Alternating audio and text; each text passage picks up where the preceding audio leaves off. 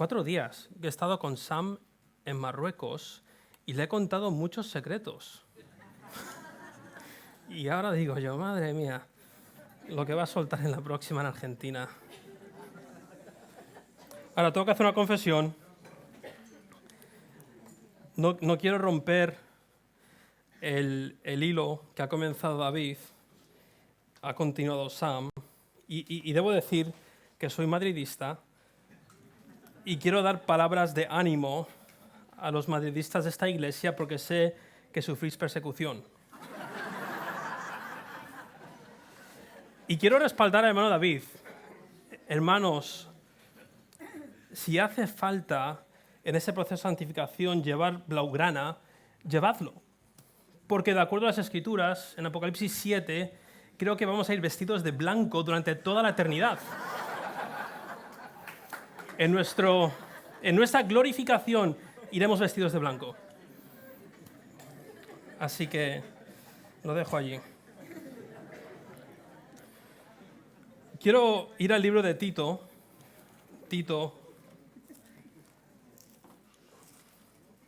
Creo que Tito es un magnífico manual de lo que es el discipulado en la iglesia local. Yo lo considero el gran manual de discipulado para toda la iglesia. Incluso si durante este fin de semana te ha surgido el gusanillo del discipulado, porque no es algo que a lo mejor hayáis enfatizado en vuestra iglesia lo suficiente, te recomiendo hacer eso, coger primero Tito y hacer una serie de mensajes sobre Tito, porque vais a hablar mucho del discipulado.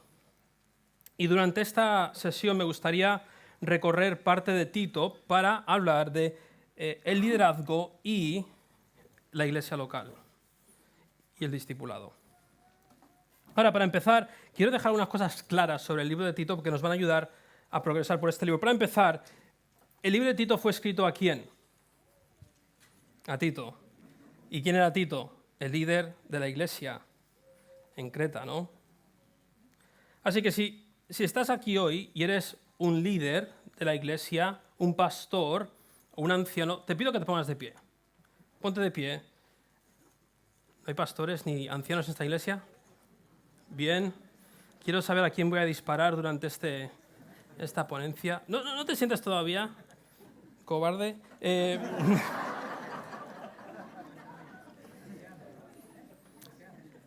Hermanos, hoy quiero hablar con vosotros. Quiero hablar con vosotros porque vosotros sois los responsables de garantizar que todo creyente en vuestras iglesias sean discipulados. Vosotros sois los responsables. Si no hay una cultura de discipulado en vuestra iglesia, vosotros sois los responsables, de acuerdo al libro de Tito. Sobre ti cae esta responsabilidad. Pero tenemos buenas noticias en el libro de Tito.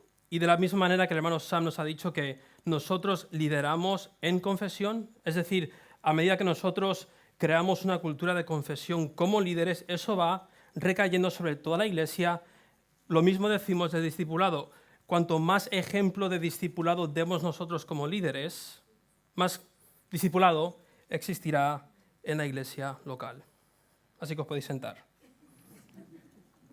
Entonces, el pastor, quedaos con esto, es el principal responsable de que toda la iglesia sea discipulada. Tengo buenas noticias más adelante para vosotros. Y en segundo lugar, recalcar lo que dijo el hermano Otto y el hermano Jeremy ayer, y también se ha dicho de alguna manera otra hoy, y es que el discipulado es modelar y enseñar. El libro de Tito nos enseña que no basta con simplemente ser buen maestro de la palabra. Tiene que haber una vida o un carácter que respalde la enseñanza. Y esto lo vemos repetidas veces en el libro de Tito. Sed ejemplos ante todos los miembros de la iglesia para poder enseñarles con eficacia la palabra del Señor.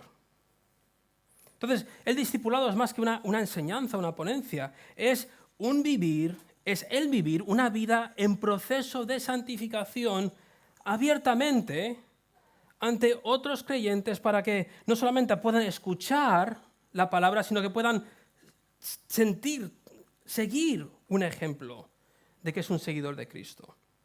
Y esto no es algo que se inventó el apóstol Pablo.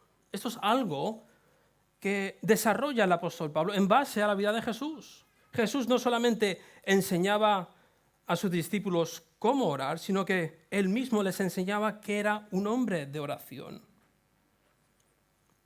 Entonces, leamos Tito capítulo 1, versículo 5. Recordad que Pablo está hablando al líder y mirad lo que dice. Por esta causa te dejé en Creta, para que corrigieses lo deficiente y establecieses ancianos en cada ciudad, así como yo te mandé. Entonces Tito tenía un propósito en Creta y era corregir lo deficiente por medio de dos cosas que vamos a ver hoy. Corregir lo deficiente. Y vamos a ver en el libro de Tito que parte de la deficiencia, parece estar implícito en el texto, es que la iglesia no estaba discipulando. Toda la iglesia no estaba discipulando y era la responsabilidad de Tito corregir eso como líder de la iglesia en Creta. Y parte de esto era reconocer, establecer pastores que modelen y enseñen lo que es ser un seguidor de Cristo. Comienza con eso. Líderes de la iglesia que modelen y enseñen lo que es un seguidor de Cristo. Mirad que lo primero que dice Pablo a Tito es una serie de requisitos, el carácter de lo que debe ser un anciano, un pastor, un líder en la iglesia. Mira lo que dice. Dice que es necesario que sea irreprensible como administrador de Dios, no soberbio, no iracundo, no dado al vino, no pendenciero, no codicioso de ganancias deshonestas, sino hospedador, amante de lo bueno, sobrio, justo, santo, dueño de sí mismo, retenedor de la palabra fiel tal como ha sido enseñada. La vida de los ancianos debían respaldar esto. Debían ser ejemplo de amar a Dios y de andar en santidad en cosas muy cotidianas, en el hogar, su trato incluso con el dinero, su trato con los incrédulos. En 1 Timoteo 3 leemos más de esto. Su generosidad con sus recursos. Un hombre generoso o un hombre tacaño. Su hospitalidad, cómo usaba su hogar, su casa. Tito debía buscar a hombres de buena reputación, de buen carácter, que abriesen sus casas a extraños. ¿Para qué? ¿Por qué debían de tener buen carácter? El versículo 9 nos lo dice. Para que también puedan exhortar con sana enseñanza y convencer a los que contradicen. Es decir, tú puedes predicar todo lo que tú quieras, pero si tu vida no es un ejemplo de eso, tu enseñanza no es eficaz. Tu enseñanza no tiene cimientos sobre los cuales sostenerse. La enseñanza bíblica es respaldada por una vida bíblica. Recientemente, voy a hacer aquí un poco de publicidad, estaba escuchando una ponencia de Douglas O'Donnell, pastor de Westminster Presbyterian Church, creo que en Wheaton, si no me equivoco. Y es sobre la aplicación, un curso online de Simeon Trust, meteros en simeontrust.org, ahí está la publicidad. Y era una ponencia sobre cómo predicar desde el género literario de la sabiduría. El género literario de sabiduría contiene el carácter de lo que es un seguidor de Cristo, ¿no? La moral de un seguidor de Cristo. Y era interesante que a medida que estaba escuchando la ponencia sobre cómo predicar desde Cantar de los Cantares, un libro muy interesante, él menciona esto. Dice, los miembros son capaces de palpar si realmente crees en lo que estás predicando. Así que, le estoy citando, si queremos que el sermón sea poderoso, lleno del Espíritu Santo, debemos andar en el Espíritu y no dar oportunidad a la carne, ya que hay una conexión entre la receptividad de los oídos de los oyentes con la santidad del predicador. A veces nos preocupamos tanto y esto es bueno, en la exégesis del texto y la exposición del texto, y descuidamos nuestra santidad y nos preguntamos por qué nuestras predicaciones están cayendo en oídos vacíos. ¿Por qué la gente no está respondiendo? Y es porque nuestra vida no respalda nuestro mensaje. Entonces, pastor y pastores en formación, ¿cómo es tu administración con el dinero? ¿Cómo es el trato con tus hijos? ¿Cómo es tu relación con los incrédulos? ¿Cómo vas en tu hospitalidad? ¿Cómo tomas decisiones? Evalúa, ¿por qué? Porque la efectividad de tu enseñanza dependerá de tu vida en ejemplo. Pero un momento, ¿cómo va a saber la gente de la iglesia si los pastores o los líderes en formación son buenos esposos, hospedadores, que tienen su casa en orden, que son hospitalarios, que administran bien el dinero? ¿Desde aquí vais a saber todo esto? Yo creo que no. Esto ocurre porque la relación entre Tito y sus aprendices, sus discípulos, se extiende no solamente en el púlpito, sino que se extiende, por ejemplo, al salón de casa, o al comedor, o al salón. El discipulado eficaz ocurre cuando el aprendiz tiene la oportunidad no solamente escuchar el sermón el domingo, sino verlo aplicado de lunes a sábado en la casa del pastor. ¿Y eso qué requiere? Hospitalidad, abrir nuestro hogar a los miembros y decir, aquí está, este soy yo. Recuerdo ver un documental de Ámsterdam en uno de los viajes. Cuando viajas a veces te quedas sin películas y te pones a ver tonterías, ¿no?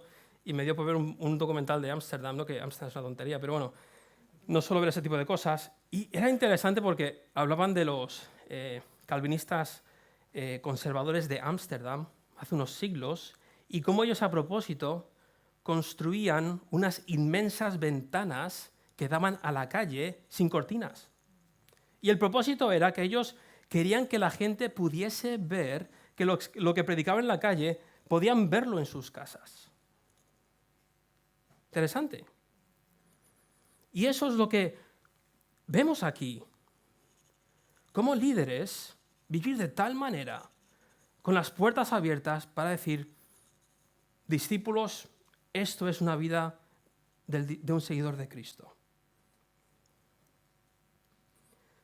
El discipulado eficaz ocurre también, no solo aquí, detrás de este púlpito, sino también en casa. Cuando aprendices o discípulos ven al pastor quebrantado en el sillón de su casa por una tribulación que Dios ha traído a su vida. Y al ver cómo ese pastor guía a su familia e iglesia en lamentación.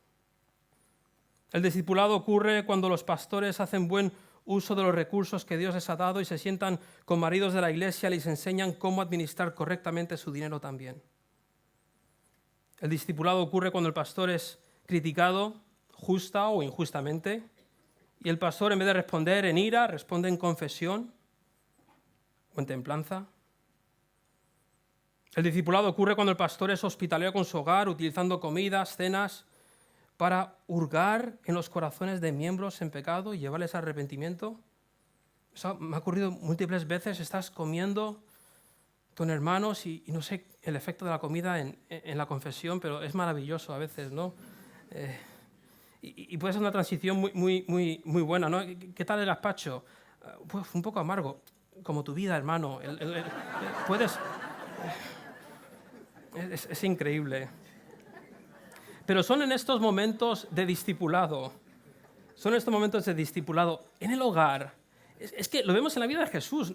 Esto no es nada extraño. Jesús, mientras andaba con sus discípulos en cosas rutinarias, en ese mismo tiempo encarnaba lo que era seguir a Cristo. Y en esos momentos informales, como decía ayer Otto, que no solamente oyen las enseñanzas, sino que las enseñanzas se convierten en algo tangible. Así que, líderes, debemos liderar en discipulado, viviendo nuestras vidas ante nuestros aprendices abiertamente para que vean y aprendan qué es ser un discípulo de Cristo, y debemos de formar y reconocer a líderes que hagan lo mismo. Es maravilloso el poder, como decía antes Sam, que la gente sepa exactamente cómo eres. Pierdes imagen, no cabe ninguna duda de ello. Pero la palabra de repente se convierte muy, pero que muy eficaz. Y hermanos, no nos dejemos llevar por las tendencias de la actualidad que muchas redes de plantación tienen en cuanto a asesorar quién puede ser pastor, no puede ser pastor. No buscamos emprendedores, no buscamos grandes oradores. Buscamos a hombres que sean conocidos por su manejo de las Escrituras detrás del púlpito y también de su aplicación de las Escrituras en las cosas cotidianas de la vida, sea en el hogar, sea como esposo, como padre, como vecino, como ciudadano y administrador de los recursos que Dios les ha dado. Así que, pastor, líder, evalúa tu corazón y tu vida. ¿Estás discipulando a tu iglesia desde el púlpito y también desde tu salón, desde tu comedor? ¿Pueden los miembros de tu iglesia vivir contigo de lunes a sábado para ver qué es un esposo bíblico que ama a su esposa? Un padre que guía en instrucción del Señor a sus hijos, un amigo que llora con sus amigos, un evangelista que ama a los pecadores. ¿Es esto posible en tu ministerio? ¿Y qué tipo de personas estás formando para reconocer como pastores en el futuro? Porque, hermano, de ello depende el discipulado de nuestra iglesia. De ello depende que crezcamos en santificación como iglesia. Pero ahí no termina. Tenemos muy buenas noticias ahora. Entonces Pablo hace un contraste con los falsos maestros, no vamos a meternos en eso ahora, pero mira lo que dice el versículo 1 del capítulo 2.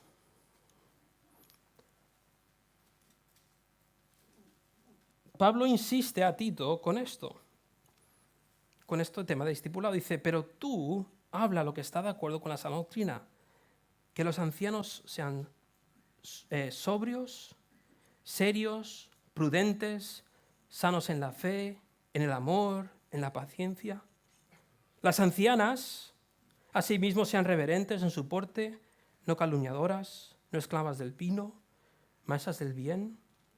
¿Veis aquí un patrón? ¿Con qué empieza Pablo? Con el modelar. Y habla de dos personas en concreto, ancianos y ancianas. Obviamente no está hablando del oficio de ser pastor anciano, está hablando de personas maduras en la fe. Dice que debía buscar ancianos, ancianas que modelasen esta vida, creyentes con un testimonio de santidad ante la iglesia. Y es interesante que los requisitos son muy parecidos a los requisitos del pastor, es muy interesante. Maduros de la iglesia, con un gran énfasis en el carácter de la persona, en la vida familiar, específicamente hablando de las ancianas, ordenadas, prudentes, castas, atentas de la condición de su hogar, que apoyan a sus maridos en su liderazgo, que debía reflejar el liderazgo de Cristo en la iglesia. Muy parecidas. ¿Y por qué debían de vivir esta vida ejemplar? Versículo 4. ¿Para qué? Que enseñen a las mujeres jóvenes a amar a sus maridos, a sus hijos, a ser prudentes, castas, cuidadosas de su casa, buenas, sujetas a sus maridos, para que la palabra de Dios no sea blasfemada. Ahora, me imagino que la mayoría que estamos aquí creemos que solamente hombres que cumplen los requisitos de Tito y 1 Timoteo 3 pueden ser pastores. Entonces, sabemos que esas ancianas no estaban enseñando ante la congregación, bíblicamente.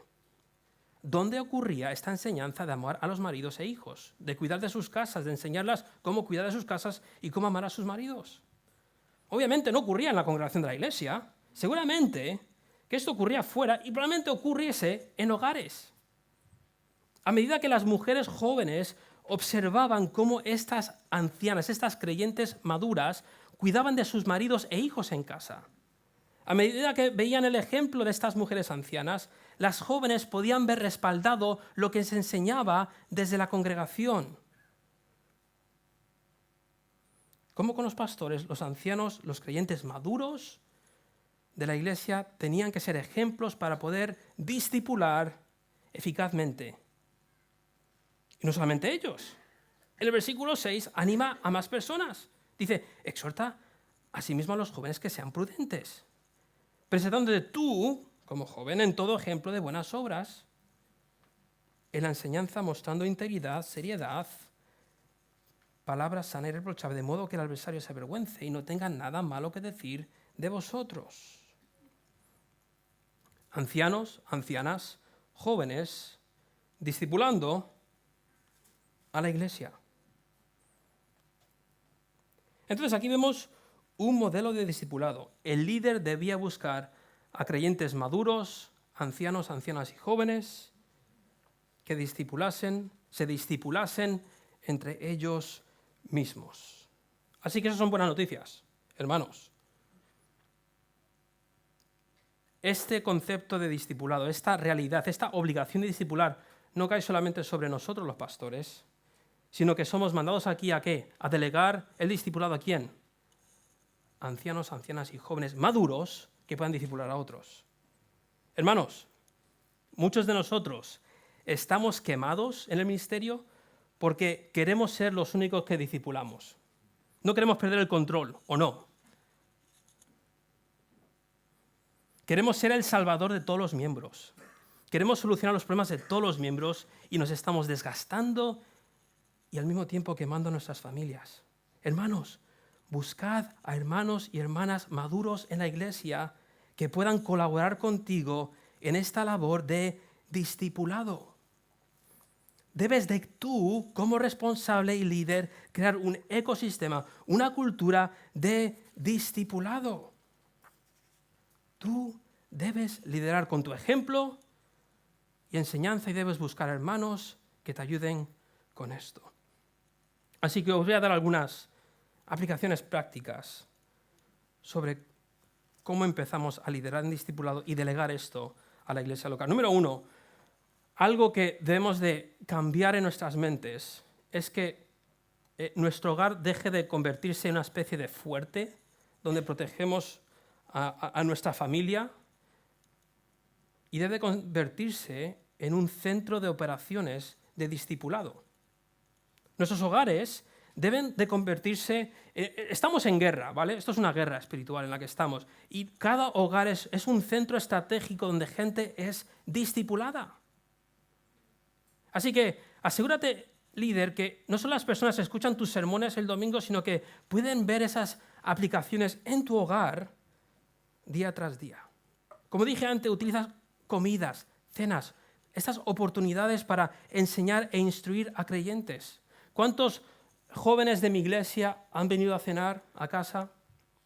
Hemos hablado y ya sabéis cómo van las cenas. De repente son las 9:30, los niños se tienen que ir a la cama, tenemos que hacer el culto de adoración y ¿sabes lo que nunca hago? Lo que nunca hago es, chicos, iros a casa, tengo que meter a mis hijos en la cama porque tengo que hacer devocionales. Lo que hago es esto, venid conmigo y ved lo que es un culto familiar. Porque algunos de ellos nunca han visto un culto familiar porque no han crecido en un hogar cristiano. Y nosotros podemos modelar lo que es guiar a nuestros hijos en la instrucción del Señor. Entonces, hermanos, convertir en vuestros hogares en un centro de operaciones de discipulado. Número 2, otro cambio de chip. Hoy no te estoy diciendo cambia tu horario. Simplemente ponte lentes de discipulado a medida que estás observando tu agenda. O sea, no cambies lo que estás haciendo, simplemente utiliza lo que estás haciendo ya durante la semana para hacer más discípulos. Por ejemplo, el tiempo de estudio que pasamos los pastores preparando sermones, las horas, a veces infinitas horas, solos, nosotros, el monitor y las figuritas de Star Wars que tengo al lado mías, que me observan atentamente mientras escribo el sermón. En vez de hacer eso, invita a pastores en formación a ayudarte a preparar el sermón. Esas dinámicas que os enseñamos en Simeon Trust, hacerlo cada semana con los pastores en formación, con jóvenes, con nuevos creyentes, que lean contigo la Biblia, y los nuevos creyentes leen de la Biblia, parece que tienen otras gafas puestas, ayudan un poco a ver otra perspectiva, pero incluye a gente en esos tiempos de estudio. Esa visita al hospital a ver a ese hermano enfermo, no te vayas solo, tráete a un hermano, un nuevo creyente o alguien que está desanimado. Hay algo mágico, casi. Cuando alguien está desanimado, vente conmigo al hospital. Y ves ahí a uno muriéndose, es verdad, ¿de qué me quejo, no? Es increíble. Pastores famosos, algunos hiperfamosos, aquí está nuestro hermano Juan Manuel Vaz, medio millón de seguidores en Facebook. Nunca te vayas solo a estas conferencias, siempre tráete a hermanos contigo que puedan, esos viajes largos en avión, puedes hablar con ellos del discipulado, de sus batallas, hacer confesión. Haz que el discipulado sea el paraguas de toda actividad en tu agenda. Número 3. Utiliza el púlpito para marcar el rumbo de discipulado. A medida que enseñas la palabra, el discipulado va a salir. Es parte de la esencia de las Escrituras. Toda la Biblia hay estas relaciones de discipulado, ¿no? Los evangelios nos muestran cómo Jesús discipuló a sus discípulos. Las epístolas en gran parte son un maestro, Pablo instruyendo a sus aprendices. Y ahí, por ejemplo, hoy en Tito estamos hablando de ancianas discipulando a jóvenes. Aplica ese sermón, aplica eso allí. Diles, hermanos, hermanas, maduros, ¿puedes pensar en alguna persona de esta congregación con la que estás pasando muchas horas durante la semana discipulándoles? ¿Cómo se llama esa persona? Si no lo estás, busca a alguien, habla conmigo. Hay un montón de incrédulos que están viendo esta iglesia y yo te animo a juntarte con ellos y leer la palabra de Dios. O personas nuevas en la fe. Tienes a un mentor que te esté ayudando a entender las Escrituras. Pero hermanos, apliquemos la Escritura en estos momentos donde las Escrituras nos lo dejan bandeja. Número 4, crea una estructura clara de discipulado. Pastores, debemos de crear claridad en cuanto a qué es el discipulado y cómo se lleva a cabo. Siéntate con los otros ancianos, siéntate con hermanos maduros, jóvenes maduros, que cumplen con esos requisitos. Id por la lista de membresía y decir qué hermanos no están siendo discipulados. ¿Qué hermanos no tienen una relación de discipulado con alguien? Que estén observando mujeres cómo amar a sus maridos, cómo respaldar su liderazgo, cómo criar a sus hijos. ¿Qué personas están en las afueras, en la periferia, que no están siendo discipulados? Tenemos de crear espacios de discipulado para que la gente aprenda cómo discipular. Esto hay que modelarlo públicamente. Nosotros, por ejemplo, tenemos un diario, se llama Lectura Bíblica Comunitaria. Los hermanos de Villafranca lo utilizan. Algo muy simple.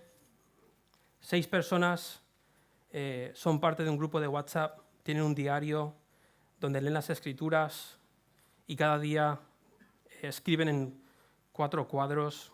Son 4 categorías: adoración, confesión, gratitud y adoración. Escriben cómo el texto resalta una de estas categorías, después se meten en WhatsApp y ponen una frase de cómo ese texto les ha impactado. Es una herramienta, pero ves cómo durante la semana la gente se está discipulando. Todos los miércoles a las 7 de la mañana, Juan Antonio, que está por aquí, y yo, y un grupo de hombres, nos reunimos para hacer algo muy simple. Leemos la Biblia, lo comentamos y lo oramos. Es algo muy simple, pero muy eficaz. las mujeres. Esta mañana comentamos sobre la formación de Simeon Trust para mujeres. Nuestra iglesia, el único propósito que las mujeres están reuniéndose cada 2 semanas para coger textos de las Escrituras y abrirlos juntas, comentarlos utilizando las técnicas de Simeon Trust, es para discipular. Yo no quiero que... Lo de Simeon Trust es terciario, que no me importa. El punto es, la iglesia debe de discipularse. Todos deben ser hechos discípulos. Número 5. Simplifica el discipulado. Hoy en día hay 20.000 libros con 20.000 estrategias de cómo hacer discípulos, ¿sí o no?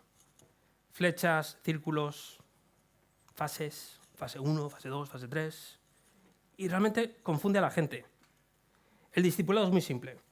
Es muy simple. Invita regularmente a un hermano a tu casa o a una cafetería. Durante el desayuno o la comida, abre las Escrituras. Y pregúntale, hermano, es que esto es lo que ha dicho ya Sam, ¿qué batallas estás teniendo en tu vida? A lo mejor tienes que empezar tú para romper el hielo. Tú empieza a confesar. Y vas a ver cómo esa persona va a empezar a confesar. Orad el uno por el otro en estas batallas. Orad. Después abrid la Biblia, leed la Biblia, haceros unas cuantas preguntas sobre el texto y hacer esto con constancia. Y observad cómo la palabra y la oración hace efecto. Esto no falla. Lee la palabra con alguien regularmente, ora durante mucho tiempo y Dios dará fruto. Esto es muy, pero que muy simple. Y para terminar, para aquellos que sois matemáticos, ¿cómo sabemos si nuestra cultura de discipulado está dando fruto? No, hoy en día nos gusta lo gráfico, ¿no? O sea, ¿cómo sé yo que está funcionando esto? Leamos del versículo 11, del capítulo 2 al 14.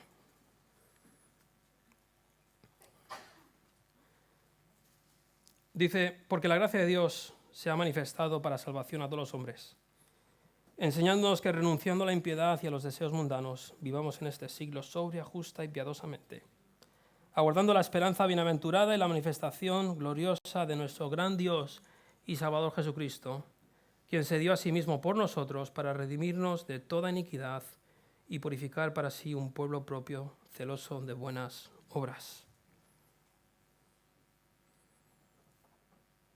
Entonces, el fruto del discipulado es una iglesia que anda en santidad, esperando la venida del Señor Jesucristo. Lo hemos leído aquí. A medida que discipulamos, empezamos a ver a la iglesia, no perfectamente, pero sí progresivamente, confesando el pecado, rechazando el pecado y andando hacia la piedad. No estamos hablando de perfección, estamos hablando de progresión. Y esta progresión comienza con algo que nos da mucho miedo. Porque poco a poco nos vamos dando cuenta lo pecadores que somos y que son los hermanos. Porque personas empiezan a confesar sus pecados, a sacar toda la basura que había en nuestro corazón, en los corazones de los hermanos. Esto funciona como los trasteros en casa. ¿Tenéis trastero en casa? Y tú dices, nada, esto en 2 horitas empiezo a limpiarlo y saco toda la basura. Y empiezas a sacar cosas y te tienes ahí 5 horas y sacas y sale más basura y decías, ¿cuánta basura había ahí dentro? ¡Madre mía! Y pasa lo mismo con nuestro corazón. A medida que confesamos, empieza a salir más y más y más basura. Y a veces da miedo. Hermanos, respaldo lo que dijo ayer hermano Jeremy. Hemos tenido en los últimos 3, 4 años 4 personas de nuestra iglesia reconocer una batalla con la atracción al mismo sexo en nuestra congregación. Personas que tenían amargura en su corazón con sus padres de hace 20, 25 años. Y eso es bueno. Es parte de la cultura del discipulado, porque la gente empieza ¿a qué?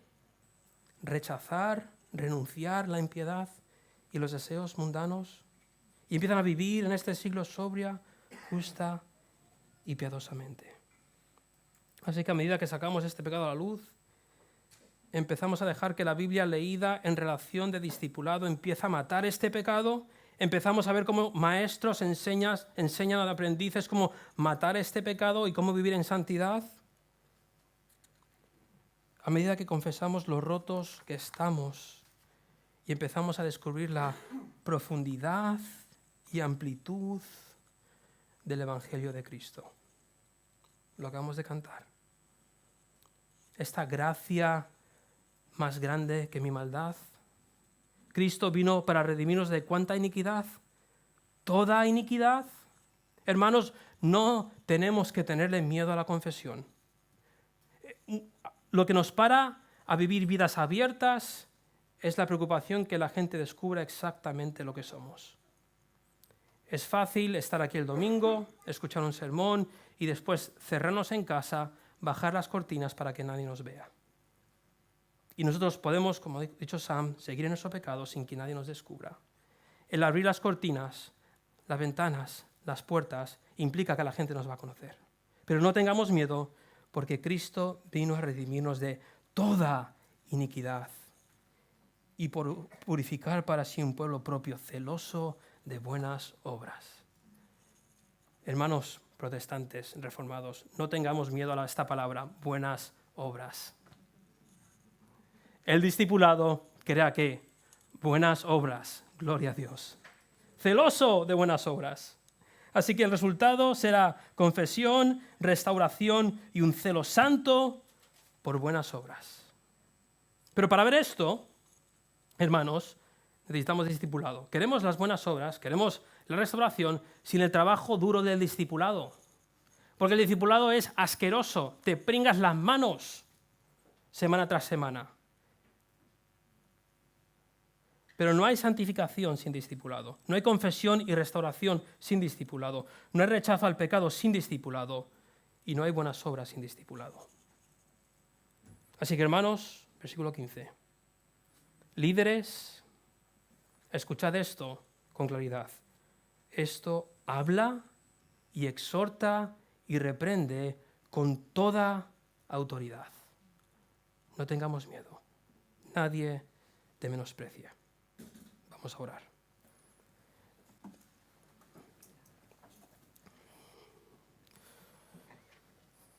Oh Padre Santo,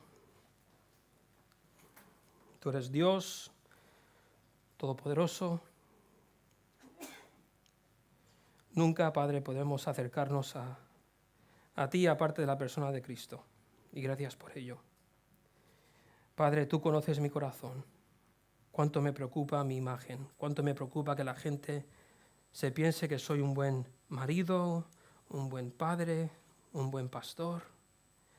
¿Sabes cuánto me frustro cuando la realidad de quién soy y mis batallas salen a la luz? Y cuántas veces, Señor, reacciono me pongo a la defensiva, empiezo a justificarme de mi pecado. Padre, tú conoces mi corazón. Y cuánto necesito, Señor, escuchar la grande, profunda gracia de Dios que nos limpia de toda maldad. Señor, te pido que hoy traigas, por medio de tu Espíritu, libertad de confesión. Nos da miedo, Señor, porque sabes que nos da miedo nuestra imagen. Pero, Padre, que el pensamiento del Evangelio de que Cristo vino a redimirnos de toda iniquidad nos dé esa libertad de decir, hermanos, batallo. Llevo solo batallando con X pecado. Y hoy os pido que me ayudéis a ser restaurado.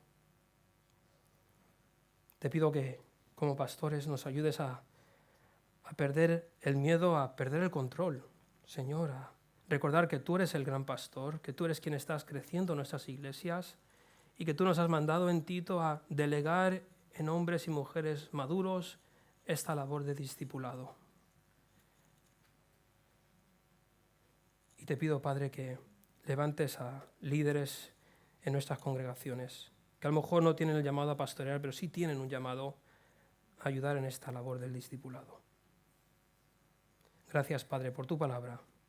Te pido estas cosas en el nombre de nuestro Señor, aquel que nos lavó de toda iniquidad, el Rey Jesús. Amén.